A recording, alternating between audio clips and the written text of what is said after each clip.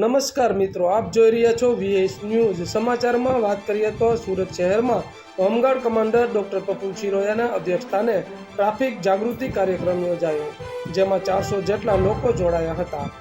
સમગ્ર વિગતની વાત કરીએ તો કાપોદ્રા પોલીસ સ્ટેશન ખાતે તાલુકા કોલેજની બાજુમાં માનવતાનું મહેકતું મોતી આયોજિત ટ્રાફિક જાગૃતિ અભિયાન કાર્યક્રમ Surat home guard Kapodra police station, traffic police, traffic brigade, police commissioner Shri Gehlot સાહેબની સલાહ સૂચન સહકાર મુજબ કરવામાં આવ્યો હતો, જેમાં મુખ્ય અતિથિ વિશેષ મહેમાનશ્રીઓ તરીકે સુરત કાપોદ્રા પોલીસ સ્ટેશનથી PSI Shriman AN Pandya, PSI Shriman BB Pinjar, PSI Shriman MV Godhani તથા ટ્રાફિક પોલીસની ટીમ તેમજ વરાછાના ઓફિસર કમાન્ડિંગ VR રામ, અધિકારી JR રામ, સિનિયર પ્લાટૂન અધિકારી વિજય રાઠોડ હાજરી આપીને કાર્યક્રમને રંગરૂપ આપ્યા હતા।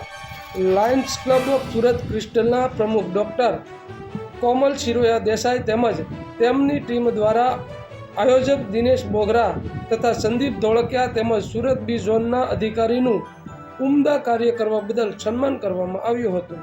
આયોજક દ્વારા મહેમાનોને શાલ, બુકે તથા વચનામૃત આપીને વિશેષ સન્માન કરવામાં આવ્યા હતા। ટ્રાફિક અંગે જાગૃતતા લાવવા માટે માનવ સાંકળ બનાવી હાથમાં જાગૃતિ અંગે સૂત્રો બનાવીને આવન જાવન કરતા અસંખ્ય લોકોમાં ટ્રાફિક અંગેની જાગૃતિ લાવવાનો પ્રયાસ કર્યો હતો અને અંતે ટ્રાફિક અંગે જાગૃતિ અને ટ્રાફિકના નિયમોનું પાલન કરવા માટેની પ્રતિજ્ઞા લેવડાવી રાષ્ટ્રગીત ગાઈને છૂટા પડ્યા હતા। તો આવા અવનવા સમાચારો જોવા માટે જોતા રહો VS ન્યૂઝ રાજુલા। ચાલુ વાહને મોબાઈલનો ઉપયોગ કરવો નહીં, હેલ્મેટ પહેર્યા વિના નીકળવું નહીં, સીટબેલ્ટ અકસ્માત નડે એકને, સમસ્યા રોજ બની રહે અનેકને।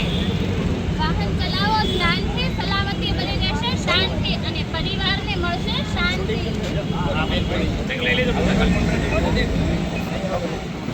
નસીબ બચાવે કોઈક વાર, ટ્રાફિક સુરક્ષા બચાવે વારંવાર। બેદરકારીથી જે વાહન મારે, અકસ્માત તેનું જીવન ટાળે। વાહન ચલાવવામાં મસ્તી ના કરો, જિંદગી નથી આપની।